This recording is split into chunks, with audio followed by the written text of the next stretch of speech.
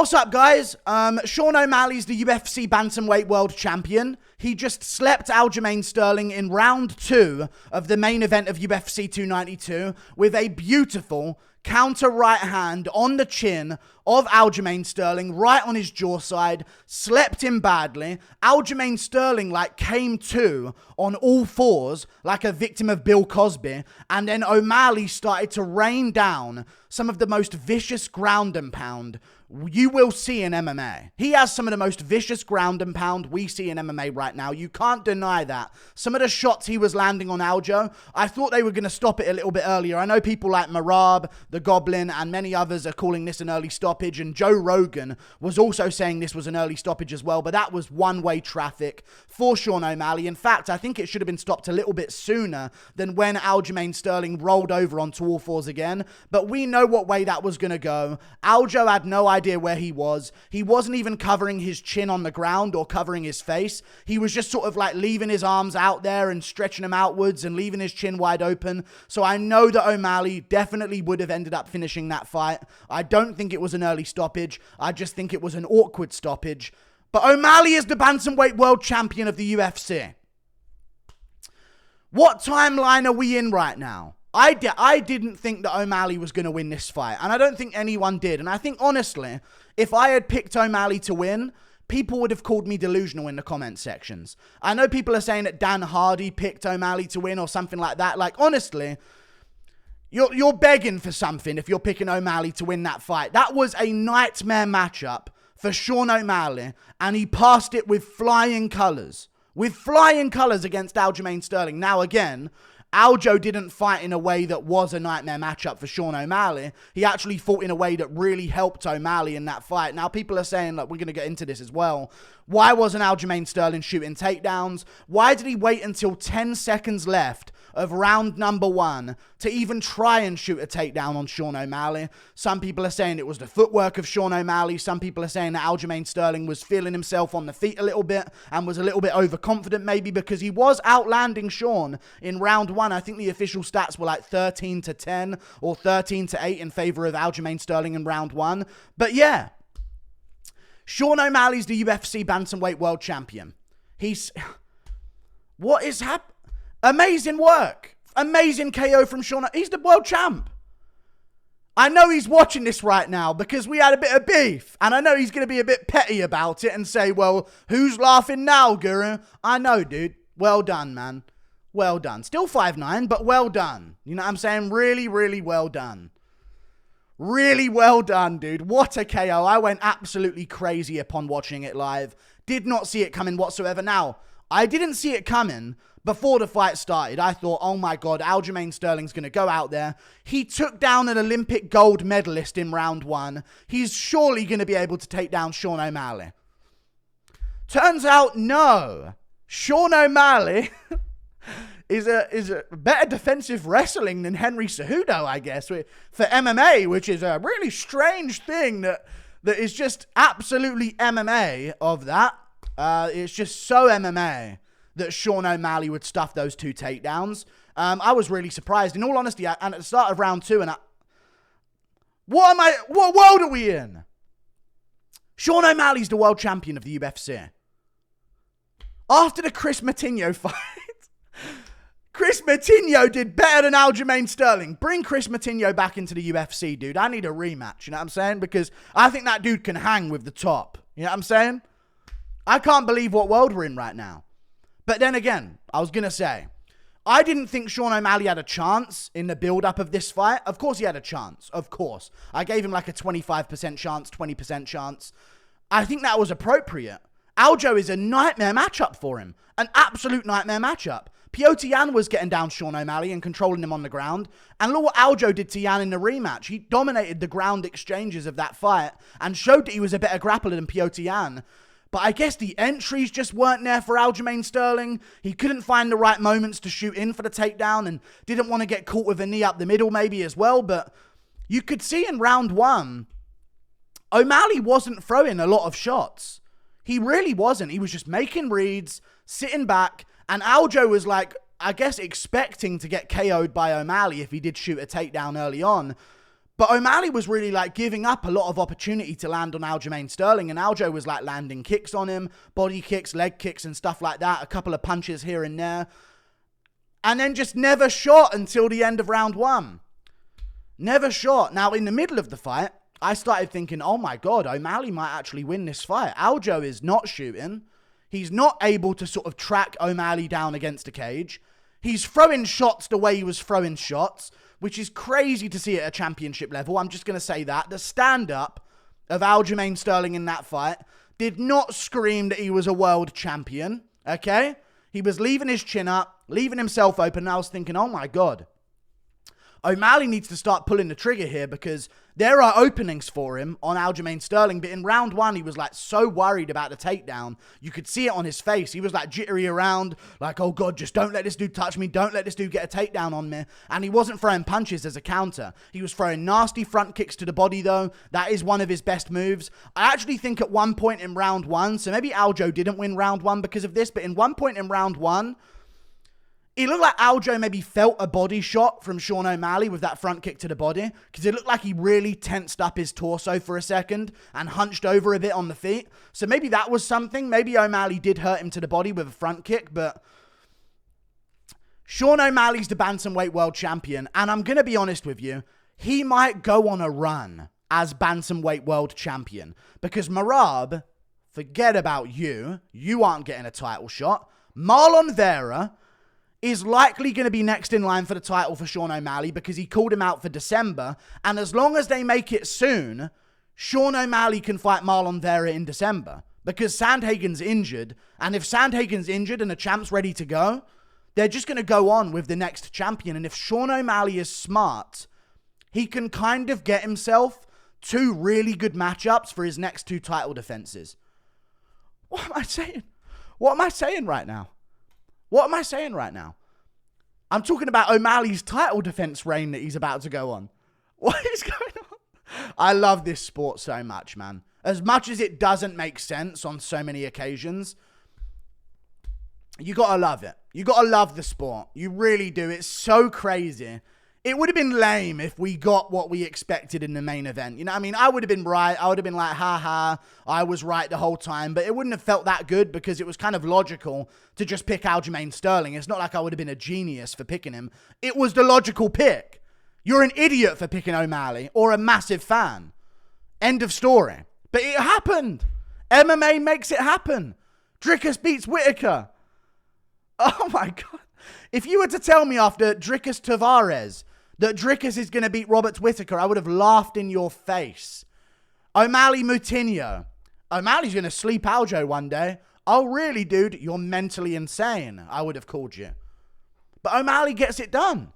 And he could defend a few times here as well. The Vera fight in December, if he makes a quick turnaround.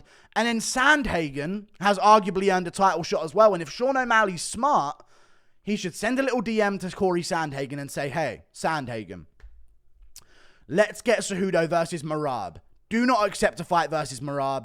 Do not accept a fight versus Cejudo. I will take you on.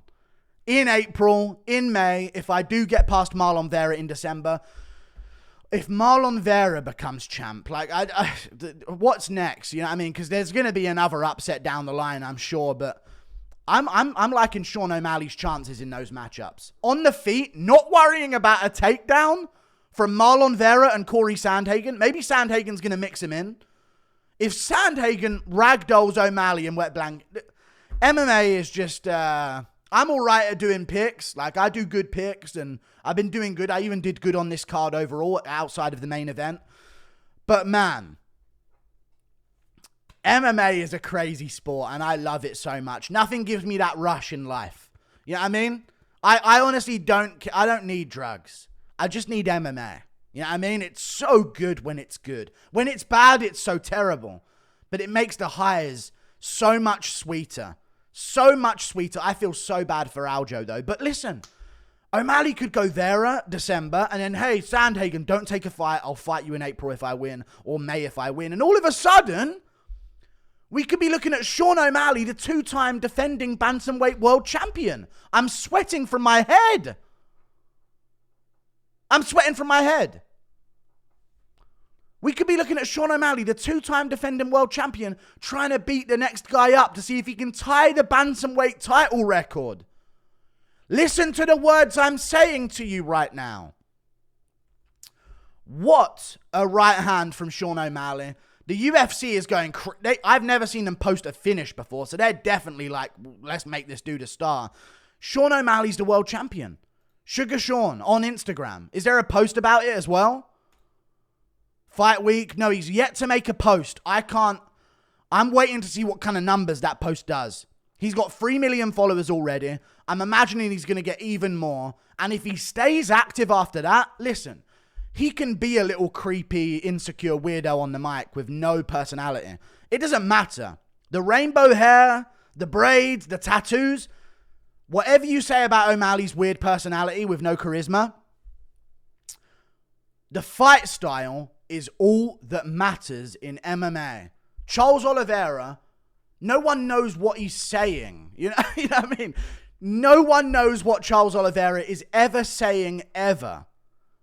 And he's one of the most beloved fighters in MMA because of his fight style. And Sean O'Malley, whatever you think about him, is, and I've said this before, must-see TV. I said it this card. Someone asked me, like, top few guys to watch in the sport. I said Charles Oliveira, Yuri Prohaska, Sean O'Malley, Khamzat Chimaev. O'Malley's one of them. Outside of the Pedro Munoz fight, the dude doesn't have bad performances. You know what I mean? He doesn't have fights where you leave a little bit underwhelmed. He's always bringing the hype. And his performances are crazy. He's wicked fast. Great timing. And I'm going to say it. Is Sean O'Malley the greatest striker in the sport right now? I know we have guys like Adesanya, but bantamweight is a hell of a division for strikers, and O'Malley's kind of proven himself. I think, you can say this without doubt, O'Malley's the best striker at bantamweight. And bantamweight's arguably the best striking division with guys like, look at the way Sandhagen moves, Rob Font's boxing, Adrian Yanez, he's even as a guy who can't even make it into the top 15 really, or top 10, Yanez is boxing. Like, you've got the guys in the unranked, I'm dripping sweat from my head. You've got guys in the unranked area of the bantamweight division that can look like world beaters on the feet. They're so good at striking. And O'Malley has proven he's the best of the bunch. Best striker in the UFC? I don't know, dude. It feels like it. I know there's Pereira and Adesanya in the higher weight classes, but there's something about watching the speed of a bantamweight just lighting up people. The way he basically parried at that lead hand of Aljo as well. I do want to say, I know I saved it for the end. What was Aljo doing in that fight? I know people are going to say footwork and stuff like that, but it was really unbelievably confusing to me. Unbelievably confusing to me that Aljo did not shoot a takedown until the last 10 seconds of round one. And it's not like he didn't have opportunities. He did. There were moments where he had O'Malley up against the cage. There were moments where he had close quarters engagements with Sean O'Malley where he'd throw a punch and end up pretty close. Where was the takedowns, Aljo? He shot one takedown at the end of round one on a single leg with literally about 10 seconds to go. Not even over-exaggerating. Maybe 20, maybe 30, who knows. Maybe I was over-exaggerating, but no time left on the clock. He shoots a takedown in round one. Round two, he only shoots because O'Malley slips off balance. And he half-asses it then and still hesitates to go for a takedown in that moment. I thought we'd see Aljo like, oh, he slipped straight on the back. But no, he's like, I don't know if, maybe I'll shoot now, he's back up. It was crazy to me. What a weird game plan from Aljo. Maybe we hear some things afterwards of Aljo's training camp and an injury this, injury that, and there's going to be stuff like that for sure. But I do want to say at the end of this, Aljo, UFC gets what they want. I think it's time to start thinking about that when we bet stuff. I'm not saying this about like they're rigging stuff like that, but they conveniently really get what they want a lot of the time. You know, other than a few circumstances like McGregor, Habib, they do kind of get what they want, okay? Like Drickus beating Whitaker, like these things that maybe don't make sense. If there's something the UFC really wants to happen as the underdog, consider it a bit more. You know what I mean? Because it might be just the magnitude of the moment, the star power of the underdog, making the guy in the main event, making the favorite a little bit more jittery than maybe he normally would be. There's something about that where it keeps happening in the UFC. They keep getting what they want. It keeps working out beautifully for them.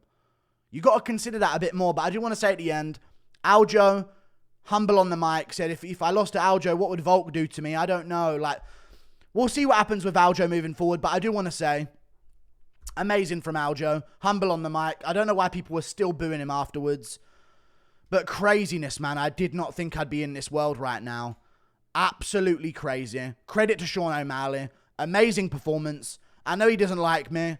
I don't think he even cares about me, to be honest with you, but he said some things. I've said some things. It's all fun and games. He lets his wife get fucked by other men. It's what it is, you know what I mean? I'm never going to find that cool.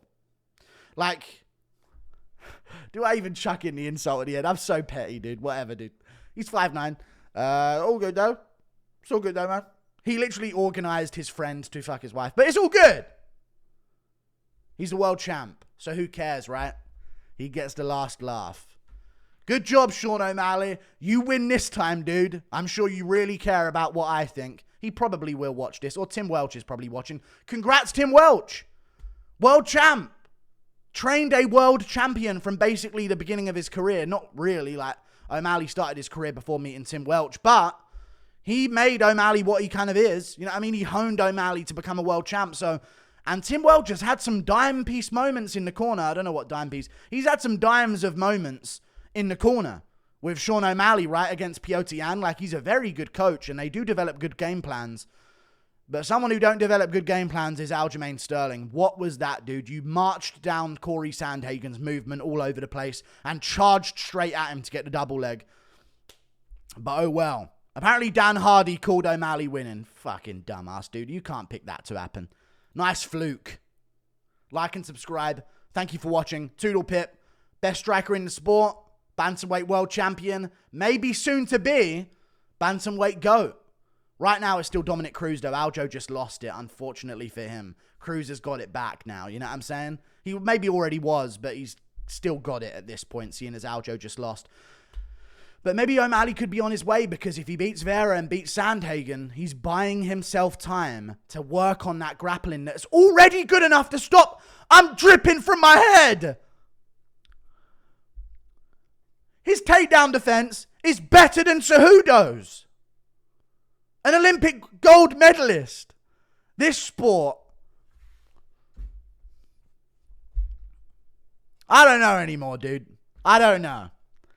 Duplessis had a closer fight with Tavares than Weidman did on one leg. And then he beats Whitaker. And then this sport, man, I love it. See you later. Goodbye.